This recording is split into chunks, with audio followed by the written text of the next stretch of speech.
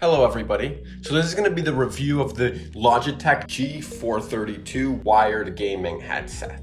I paid $60 for this headset a few months ago, and it's gone down since then to the quite reasonable price, I think, of $40 US. Now, I'm going to get into why I think that's a good price, but before I do that, I just want to make it abundantly clear, if you haven't noticed based on the amount of subscribers that I have, that this is not a sponsored video in any capacity. Logitech did not send me this headset or anything like that for free, so you don't have to worry about that I'm going to be biased in favor of Logitech. Let's get into it. So I think the build quality of the headset could be better. I mean, it does feel a little bit fragile, like it could potentially break. Not terrible, but it's all plastic with this thin metal around these parts, but that's one of the lows of this headset. You're not paying for build quality. Just keep that in mind. But if you're not bringing this to a lot of places, then it's probably not going to matter that much. Although if you are and this needs to be packed up in your bag a lot, that might be something that you want to consider, because the build quality could definitely be better. These are foam cups here. This is all plastic around, and the only part that's metal is here. Also, the cable itself is not braided or anything. It's just a regular plastic cable. Not a huge deal. It also comes with this little adapter, which is what you use so that you could use on your PC the microphone and the headphones at the same time, which is what you're going to be doing probably, which is the reason why you buy a gaming headset. But you need this to do that, but it's still nice that you can separate it into just a regular headphone jack if you want to use it to listen to music on your phone or something like that.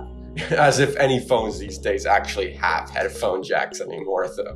The feel of the headphones on the ears themselves is usually quite comfortable, but what happens is that after a short amount of time, maybe not that short, but like an hour or so, what happens is that the headphones seem to start to lose their comfort a bit, especially down here, it presses in a bit, but a lot of headphones do that. It's not like the absolutely most comfortable pair of headphones, but it's also not half bad considering others. What I like is that the cups here on the headphones are actually big enough to fit most people's ears, at least. I mean, I have pretty big ears, and it still fits my ears. So it'll probably fit your entire ears, and it's not like the type that goes on your ears, which can be quite uncomfortable sometimes. So I'm glad about that part. It also has this handy volume wheel, which I like to easily be able to adjust sound without actually having to use your keyboard or anything like that. It's just a very quick way of adjusting sound.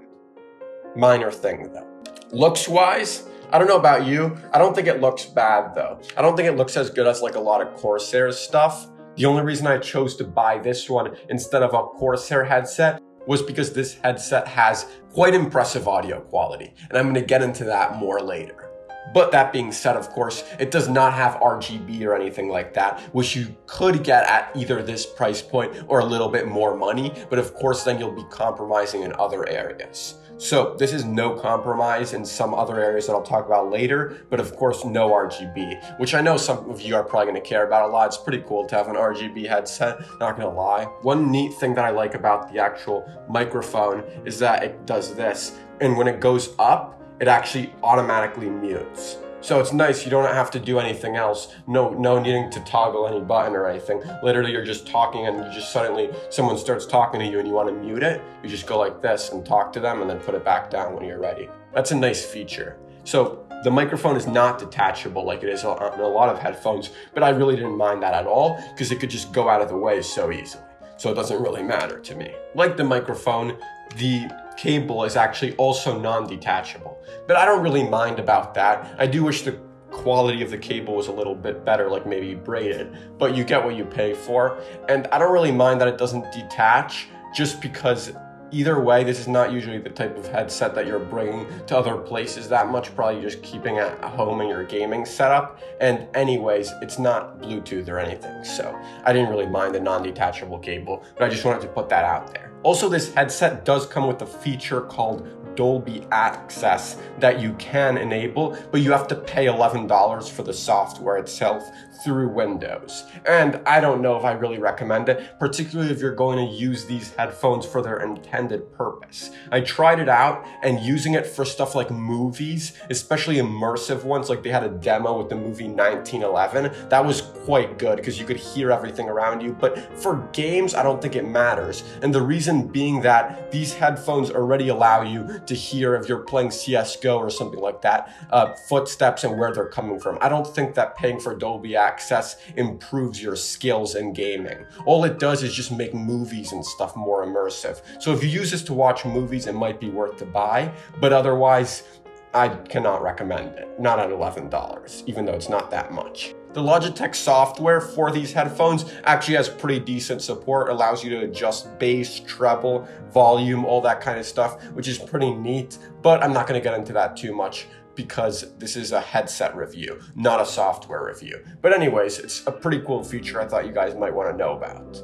Okay, now let's get to the audio quality. Arguably the most important part. Although for a gaming headset, either way, let me just say, when I put these headphones on, the sound becomes very good because it mostly muffles the sound around me. So I can't very well hear what's around me, but this audio from the game or movie or whatever that's coming out of this headphones is usually very clear and still has like a surroundness to it. That being said, these headphones are not intended that much for music, so if you do buy these headphones intending both for music and games, just keep that in mind. But for gaming, I think the audio quality is more than good enough. And really, you will not be disappointed as far as gaming goes. And I can tell that that's part of what you're paying for when you buy this headset. Not build quality and stuff like that. Okay guys, so let's talk about the mic quality. That, I have to say, is the one area where these headphones really surprised me. I mean, when I bought them, the guy that said it, when I was at Micro Center, he said that these were the best audio quality ones that they had at around this type of price point, which I bought them for $60, as I said before. But the mic quality was what really surprised me. I thought he was meant mostly the speaker quality of the headphones themselves, but no, the mic quality in this really excels, and it's really the only area, I would say, in which these headphones really draw a sharp contrast against the competition with the mic quality, because the mic quality is like extremely clear and it's really just perfect like for streaming and you don't have a standalone desktop mic. These are the headphones that you definitely want to consider. Or if you're just recording videos or recording anything, if you're gonna be using this mic for something other than just like voice chats on Discord where it doesn't matter that much, this is definitely going to be a really high point for you. And really that is the one thing about this that is way above mediocre, unlike most of the things. And you can tell that that's what you're really paying for. Like more than just the speaker quality is the mic quality that really excels. And I'm going to give you guys a demo of it right now just so you can see how clear it is and how well it captures my voice. It's like I'm actually there, like talking to you. Well, here it is for you guys. Here's the demo of me using the mic. As you can tell, the sound quality is really pristine, and you can hear all the different inflections in my voice. So now that I've talked about all the different specifics of this Logitech headset, what I want to go over is just who should buy this headset and who should not. At $40, I think it's priced very competitively, and that's definitely a high point. And especially, let me just say, like I said before, let me reiterate that 100%, if you're someone who's streaming and you're on a budget at all, I think this headset is just a no-brainer because the mic quality is like so much better than you would expect based on its price point. And then as for the other specifics, like the audio quality of the headphones themselves, not the mic, that's like mediocre or a little bit above, I would say. But either way, it's not a bad bet at all for most of the other areas. The main shortcoming is, of course, build quality, because if you're someone who goes on a lot of trips and stuff like that, and you bring this with you to a lot of places, which is probably not the most common, but maybe if you have a gaming laptop or something, you might do that. But if you do plan on doing that, I would be a little bit worried that these would break because you're putting them in your bag so much and they just don't seem that well built. I've had headphones in the past just break, like this part here breaks. So that could happen with these. I would not bet against it. So that's what I'm saying. If you're using these just at your setup, always your desk with your gaming stuff, then it doesn't really matter that the build quality is poor.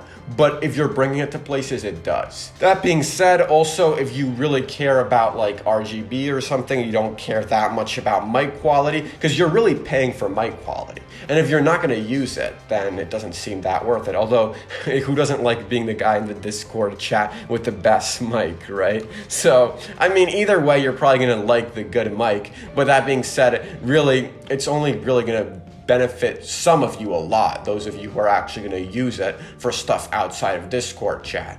So yeah, the main people who shouldn't buy it are people who are going to travel. The main people that should are those of you guys who are streaming, and anyone else, if you care about RGB, maybe not, but if you don't care about that stuff, you just want something at a low price point, 40 is pretty good. That is also very good in other areas, and I mean, quite mediocre in some others, like for instance the build quality and stuff, that's actually below mediocre, and the headphone quality themselves I would say is about mediocre. If you don't care about anything in specific, but you just want a good all-around headphone, mediocrity in most cases with a mic that is much above mediocre, then these headphones are probably good for you if you want to spend only like $40 and you don't want to spend any more than that for something that would be better.